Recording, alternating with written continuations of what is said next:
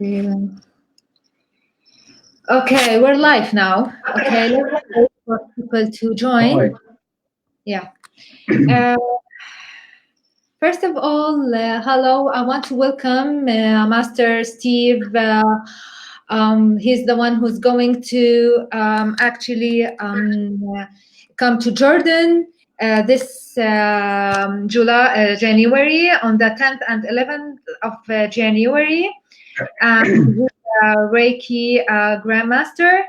And we are so excited to host you, Steve, in our center, Thea soul-chology, as wait a moment, but there's something went. Yeah, as we're going to have this 2 days workshop, an amazing workshop with you. Okay, that you're going to give for the first time in Jordan.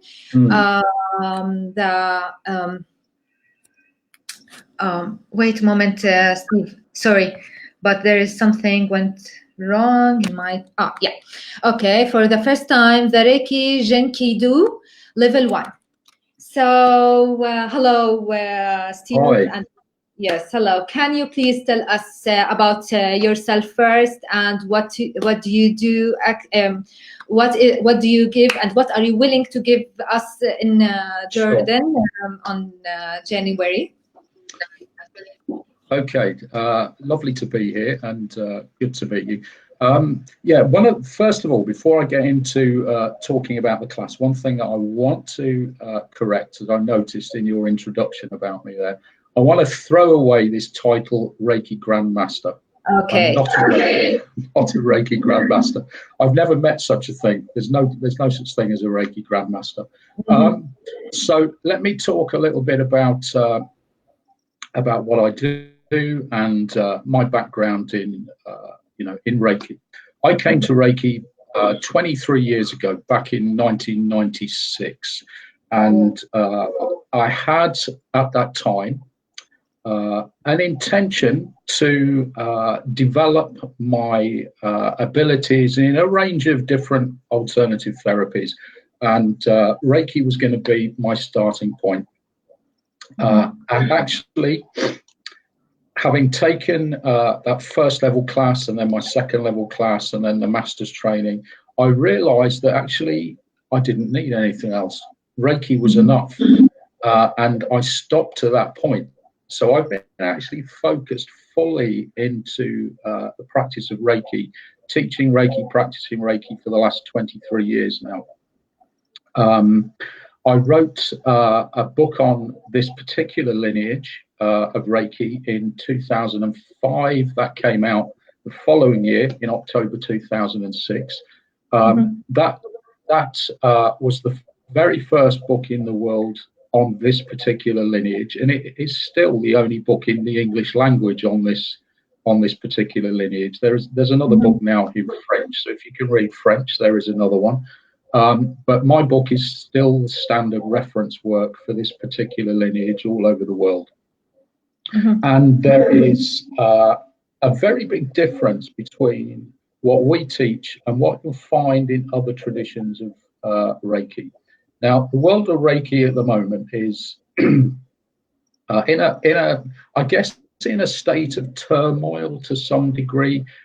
Because there is a lot of research going on in Japan. Traditional forms of Reiki that are being unearthed in Japan. They're starting to get known about in the wider world. So people are starting to access some of the original methods of Reiki that were being practiced in Japan way before it arrived in the rest of the world. And then, of course, there is the rest of the world's Reiki, the Reiki that has been outside of Japan. Well, it's not traditional. A lot of it is nothing close to traditional, unfortunately.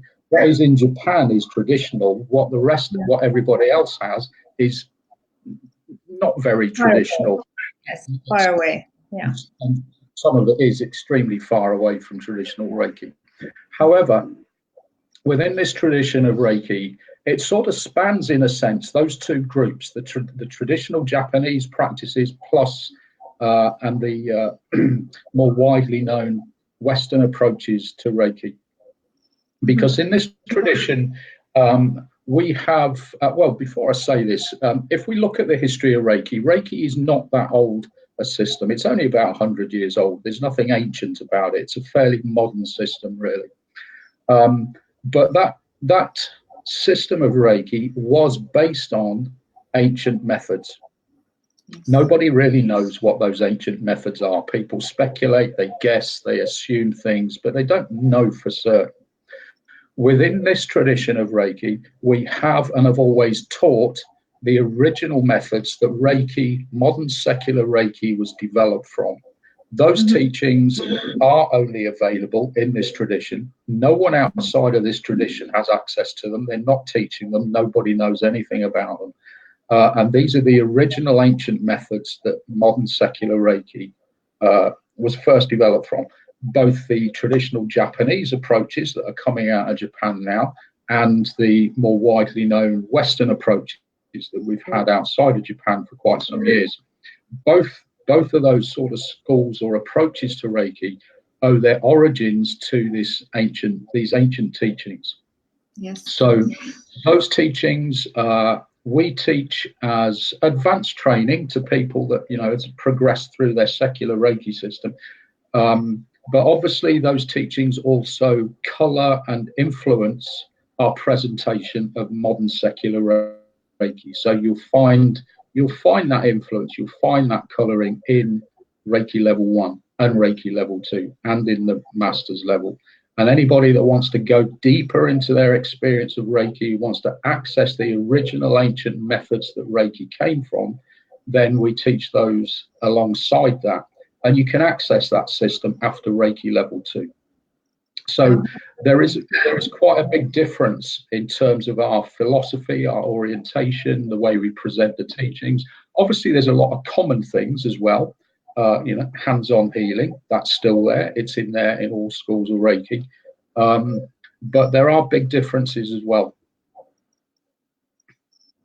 What are the differences?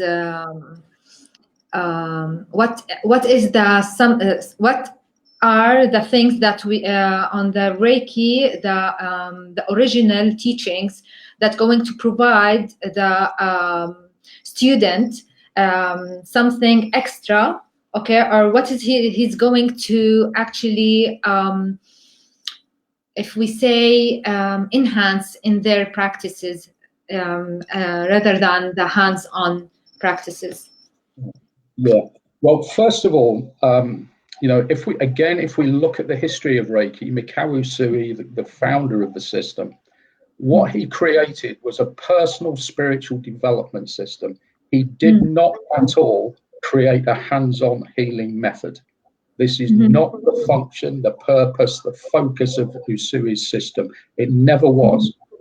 This is something that came later. Now, Usui did certainly instigate or begin that process of using Reiki as a hands-on healing therapy, which was then expanded by his students, and you know, people have followed.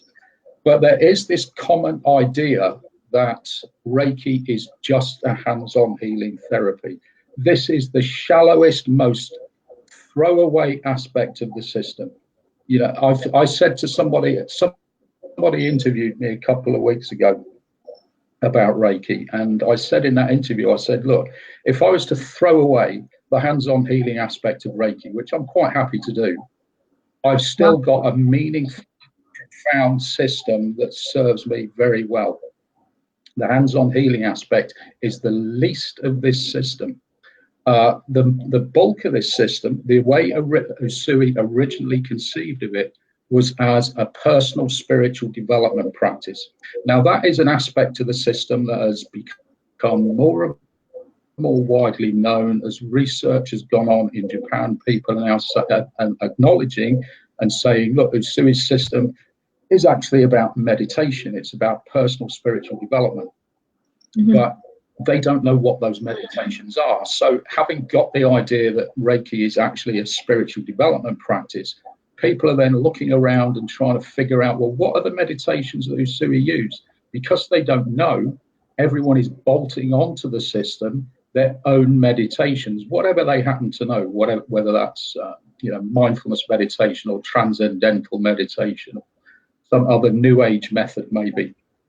But nobody is actually using the methods that Usui would have used in his original system. So we teach this system principally as a personal spiritual development practice. Now, obviously, yes, we do the hands-on healing. This is a significant part of everyone's understanding of Reiki, but this is not its function. Many of my students will come to me and they'll openly acknowledge in their first level class, look, I want to learn Reiki, but I have no interest at all in giving people Reiki treatments. I have many people like that, and I say to them, this is fine. This is not the function of the system. You are welcome in the class. Learn it for your own personal spiritual development. And actually, they get a huge amount out of the practice without ever engaging in hands-on healing. This is really limiting the system to its least, to the very smallest expression of the system is just hands-on healing. And you can't, in a sense, you can't even really call it a spiritual practice at that level, because it is so throwaway at that level. You're really missing the whole point of the system if that is where your focus is, because really at the core of the whole Reiki system is a deep engagement with meditation. I had one student maybe 6 or 8 months ago now. She sent me a WhatsApp message saying that she was really struggling with the fact that due to her personal engagement with doing a lot of self-healing, she was becoming highly sensitized to the suffering of other people, and she was really feeling it profoundly. She wasn't picking stuff up from them, but she was hurting because other people were hurting, and she was feeling this on a very deep level. And I said to her, how much meditation are you doing? And she said, well, I'm not really doing that much at the moment. I said, well, you need to, because there's your balance. I said, you start the meditation and you'll find that everything will come back into balance. So yeah, you'll still feel people suffering, but it won't affect you personally so much anymore. So she started to get back into the meditations that I taught her. And within a week or so, she was fine. She could still feel other people's suffering quite acutely, but it wasn't impacting on her anymore. And that actually was that little WhatsApp message, which she sent in a hurry for over 5 minutes one day about 6 or 8 months ago. That one little WhatsApp message has actually become the core of my new book on Reiki. That whole book span out of that one little WhatsApp message. But that's really the difference. I'm focusing very, very much on personal spiritual development. And yes, people will learn to do hands-on healing, but there isn't a need to engage with this. If people don't want to do that, they don't have to. Reiki's got a lot more to offer to those people than just hands-on healing. Yeah. So Steve, it's about a lifestyle. It's about to connect with your inner wisdom. It's about a way of living and cleaning your demons inside you. So when the system itself, it's a living, it's a lifestyle that we will embed in our psychology and our spiritual life and our actually also physical life, that we will have a better life for us and for other people, right? Is this what you're talking about? It's not just a hand-on thing that you will just practicing day after day. It's a way of changing our thoughts, to connect.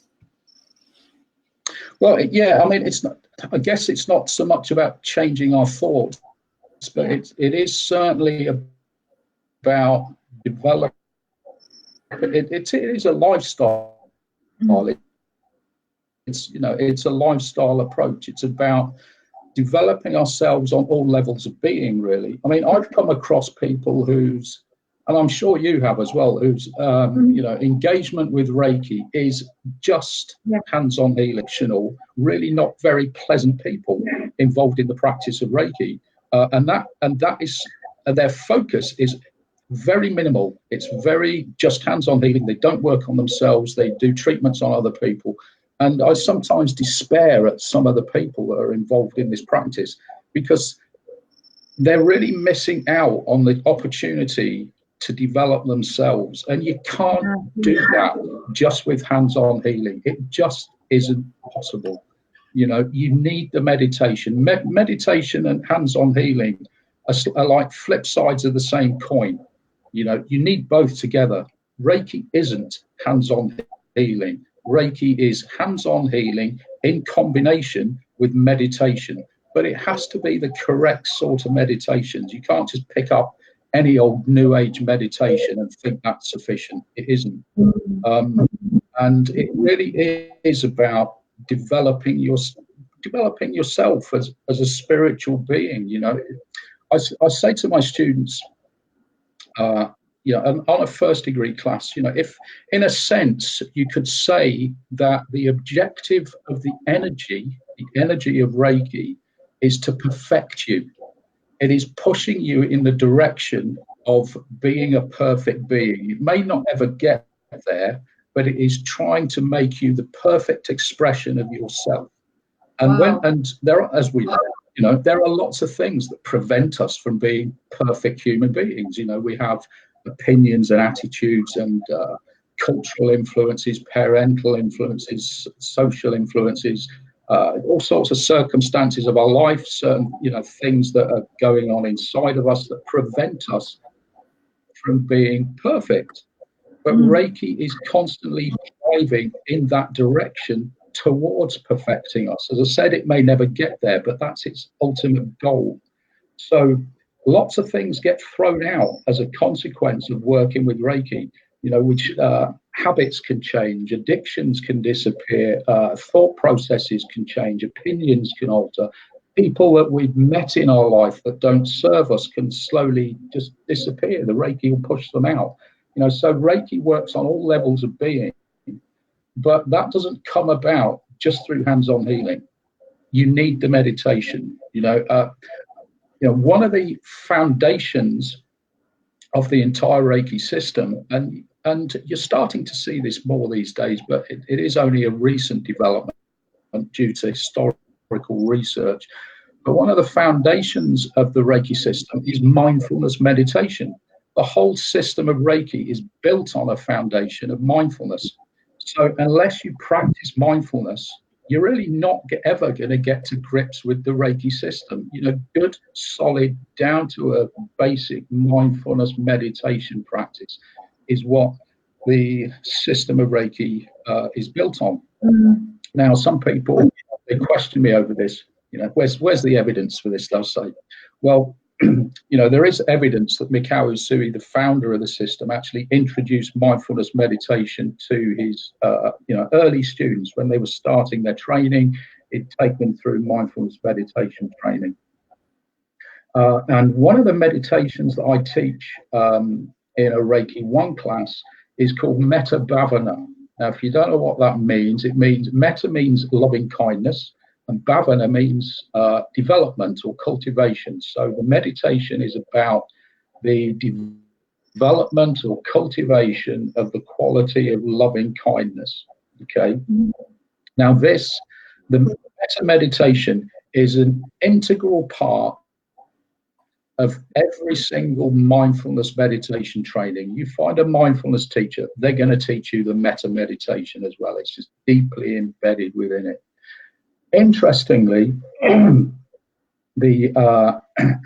of the things that is associated with symbol number 2 in the Reiki system, if you look at it historically, is this bodhisattva, a Buddhist bodhisattva called Avalokiteshvara.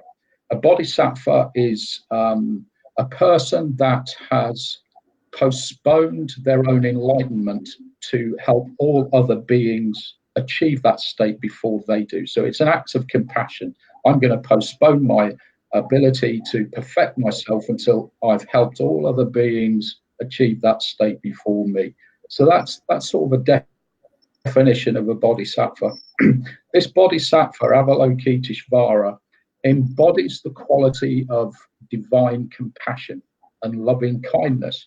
That's what symbol number 2 is all about, and it is directly linked to Avalokiteshvara. Well, how do you therefore develop and realize the qualities of symbol number 2? You do the metta meditation, because that symbol is about loving kindness embodied in Avalokiteshvara, and the meditation to achieve that state is called metta. So there it is, right at the beginning of the foundation of the system. Usui teaching mindfulness meditation, the metta being an integral part of that mindfulness practice, and linking directly into symbol number 2 taught at the second level. All of these qualities, all of these things interlock and come together.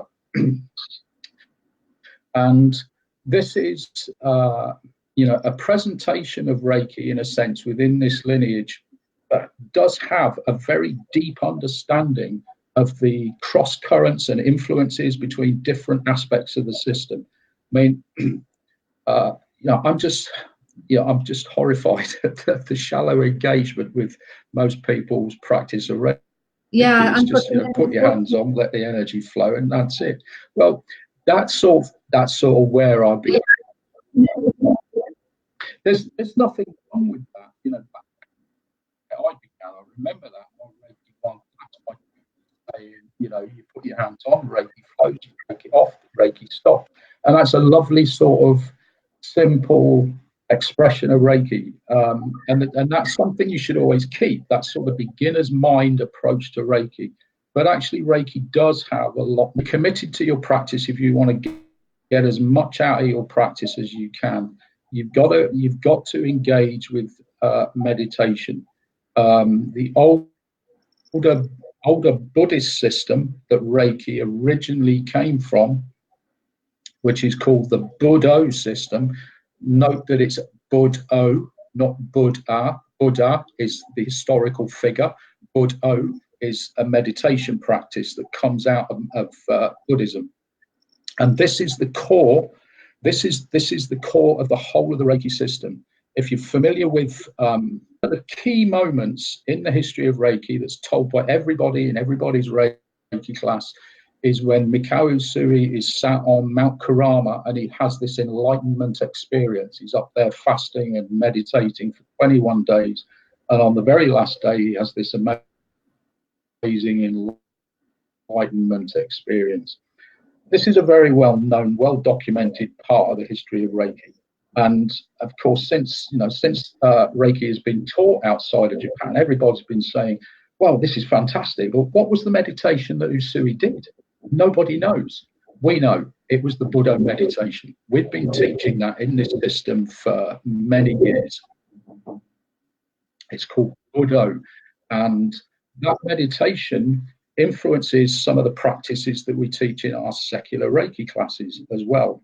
The Buddha meditation actually is the core, it's the center of a much bigger spiritual development practice. Interestingly, the meditations within the Buddha system link directly into the Reiki symbols. You can see the precise origin of all of the Reiki symbols that we all know from our Reiki training. You can see where they come from, what they mean, and how they work within the Buddha system. Lots of people, for instance, are taught that the Reiki symbols are derived from Sanskrit. This is nonsense. Not one of those symbols has any relationship to Sanskrit in the slightest. I don't know where that story first came from, but I've seen it around the Reiki community for 25 years or so. They have no relationship to this, but they do have very specific functions. And that information is not there in the Reiki community. No one knows what those symbols actually mean. Where do they get their energy from? How do they work? No one can tell you that. You ask any Reiki master, no one's going to answer that question because they simply don't know. And the reason they don't know is because that information is embedded within the Buddha system, which isn't available outside of this tradition of Reiki. I got it. Yeah, interesting. It's fascinating. I mean, I've been on my journey with Reiki since 1996, and I mean, I said right at the start there, let's throw away this title, Reiki Grandmaster. Actually, I'd This is quite what I happily love throw to it. know, by the way. Yeah. Yeah, Actually, yeah, Steve. Yeah. Yeah. And when I start with you, because, most of the Reiki masters, they like to be, I am the grandmaster, I am the master, And I was like, why? I know, I know. That's just face palm, you know. It just horrifies me. I mean, I would actually throw away the title Reiki Master as well. I've never met a Reiki Master other than my own Reiki Masters. Those are the only two people. I had two Reiki Masters, a married couple teaching me. Those are the only two people that I would acknowledge as Masters of Reiki. I've never met another Reiki Master apart from them. This is a title that needs throwing in the bin because it is ego driven. Anybody that attaches that word Reiki Grandmaster, keep away from these people. These are not somebody you want to do any training with at all, because their ego is already so big. It's going to get into that class. It's going to influence what they're teaching. But Yeah. I think Reiki Master as well. Throw it in the bin. Reiki teacher works fine, Great, great. So I just do you want to add anything? I just want to say before we add that we are so, so, so honored that we are hosting our practitioner Steve here at Thea Soul-chology on the 10th and 11th of January. He will come here and will teach us actually Reiki Jin Kei Do, the first level. And please, guys, myself, as a Reiki practitioner, I'm going to actually roll in your course, because what I believe is the missing part in every Reiki practitioner here in Jordan, at least, I don't know outside there, that we miss actually the meditation part, the connection part. All of us, yes, all of us, we learned about the symbols, we learned about the principles of Reiki, the hand-on practices. But for me, when I read actually when you send me all the biography and the information about the Reiki, I was interested in the meditation part, because for my opinion, the meditation part is the most important part, because it's the gate for us to actually connect. Yeah, it is. Yeah, I mean, certainly in my personal practice of Reiki, I have a much stronger emphasis now on the meditation than I do the hands-on healing. There are plenty of days when I don't do hands-on healing, but I never miss a day for meditation. It's absolutely critical to the practice.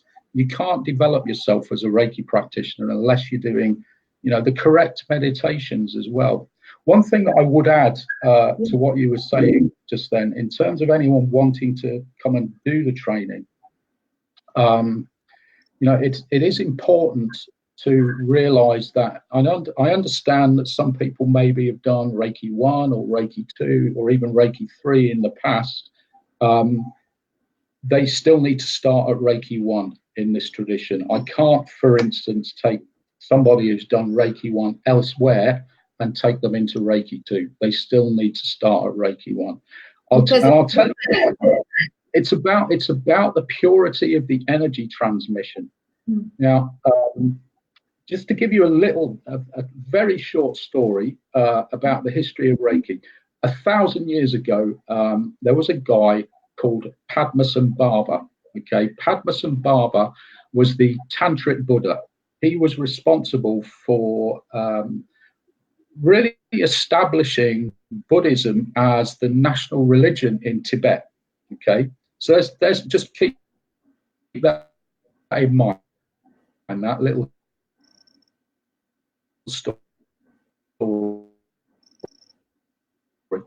Now, I taught so all of Tibetan Tantric Buddhism. Now, about 20 years ago, I taught a Zen monk Reiki, and I got to be quite good friends with him. And one day I went to see him, and as I turned the corner coming up to his house, as I got to the door, he was already stood there. He was standing there with a smile on his face and holding a cup of tea in his hand for me.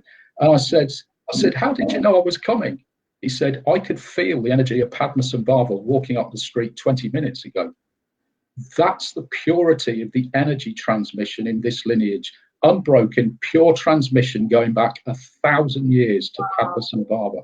So it is important to maintain that energy transmission. So I don't take people from other traditions of training into a higher level with me. They need to start at the bottom. They have to have the energy transmissions in this lineage at level 1, and they build up, progressively at that point. But I understand, people have done their level 1 somewhere else. They want to go on to level 2, and I wish I could help them, but I can't. I have to maintain the integrity of that energy transmission in this tradition.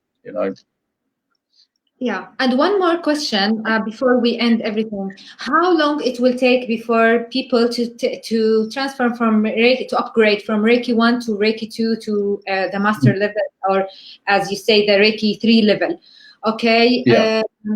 How long people they have to take their own is it something, it's a calling for example, me, I took Reiki 1, for example. I need to call you if I'm ready, or there is a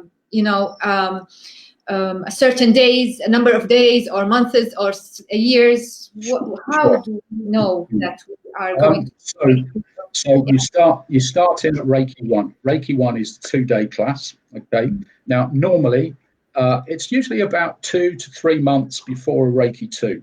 Okay. That's to give time for people to get used to Reiki 1, get that deeply embedded, and then they can move on to Reiki 2. 2 to 3 months.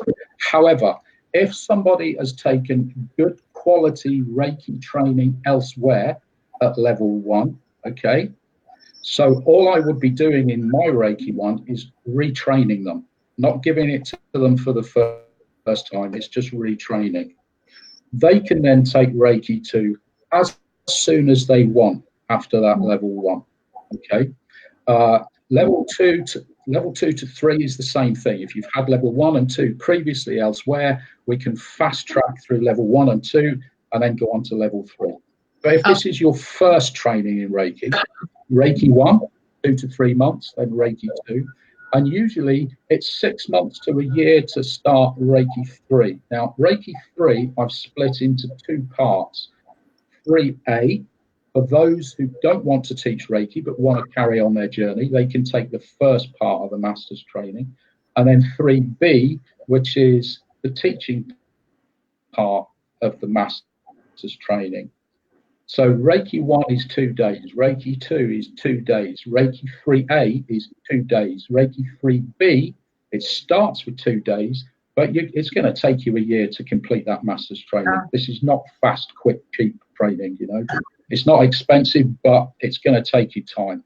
I don't make instant Reiki masters, It's going to take you time to really work through everything, because, I'm the spokesman for this lineage. The lineage head, Ranga Premaratna, made me the global spokesperson for this lineage. I'm not going to allow my Reiki masters going out there to be anything less than world class. This is my bottom line. My Reiki masters are some of the best in the world, and that's my baseline, really. So I want to make sure that they know what they're doing, that they're really good at what they do. So that's the journey through Reiki. If anyone wants to access the older Buddhist system that Reiki originally developed from, you can access that after Reiki 2. Okay, then you do Buddho level 1 and Buddho level 2. Anyone who wants to be a Reiki teacher, complete the 3B, they must have Buddho level 1 and Buddho level 2. Okay, so it's quite a big journey. It's a big teaching, and it's so deep. It's so deep. And the new book that I'm writing now, I've shown it to my Reiki masters. I've shown it to some other senior Reiki masters in the world, and all of them, without exception, are saying this is completely revolutionary. This is going to completely change the whole world's understanding of Reiki, and that comes out of this tradition of Reiki, because that information isn't available anywhere else. So it's a very precious teaching, actually, and I'm really looking forward to coming and teaching it in Jordan. I'd love to come. We're so So I'm excited. Yeah. hoping.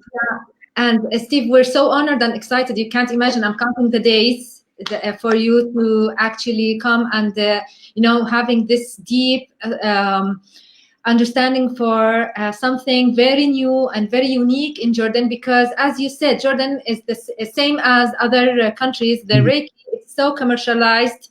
It's so not. I feel that most of the people, they're not connected. It's only a lot of ego. They don't walk the talk.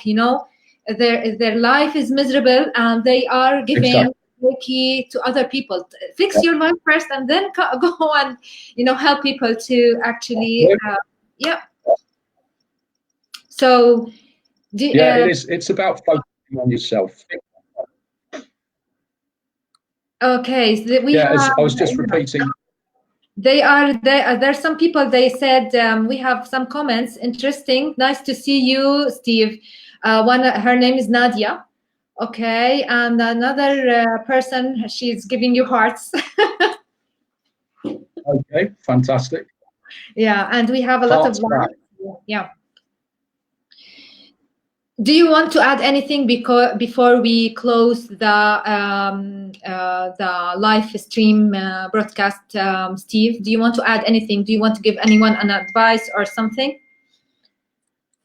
Yeah, I would. Just to finish off, I mean, if you're interested in Reiki, if you're practicing Reiki already, please do come on this class, because the depth of teaching, the depth of knowledge in this tradition is something you will not have come across anywhere else. It profoundly changes people's lives. It's not just a simple hands-on healing. This is easy. There's no big deal about this. Come and really learn what this system truly has to offer.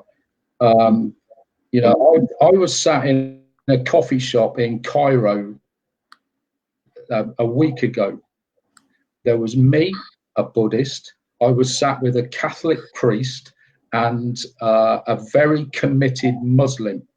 And it was amazing. We had this incredible, intense, deep conversation about Reiki. It was the thing that united all three of us. And, these two are my master students, and I love them to bits. And actually, this Catholic priest, he said to me, when I taught him Reiki 1, he said that was the most profound spiritual experience he'd had since the day he was ordained as a priest. It was like a second ordination to him. And he feels that what I've taught him has, for the first time in his life, really installed God back into the practices that he practices in the church as a priest. That's the depth of these teachings. It's astonishing.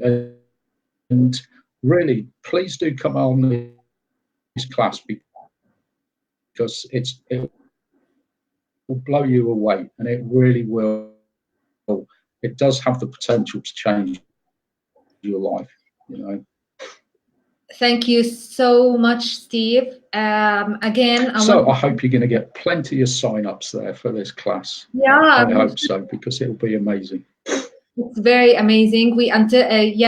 And you said that the class will take 2 days, a full day. It will be on Friday and Saturday, full day. We will spend with Steve 2 full days practicing, meditating, and actually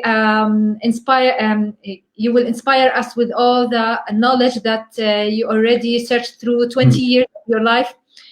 And so we're looking forward for that. Guys, if you want to sign up, we have 1 week left. Okay, so please call me, and you have my number. Call me and register for this amazing workshop, because we have limited seats only. So please let us know who's already. We have a lot of people who signed in already, but there are room for extra people. So please let us know, because this is a lifetime opportunity for you to change your life. Thank you so much, Steve. I'm looking My forward pleasure. to you next week. 2 weeks. Sure, yeah. 2 weeks, about After 2 weeks, actually. Yeah. And have a beautiful, beautiful day. And I'll do my best. It's a bit grey and cold here in the UK yeah, we today. are. But, It's cold too here in Jordan. It's very cold here. oh, really? Yeah. So thank you so much, Steve, Okay. and take care. Bye. My pleasure. Take care. Bye-bye.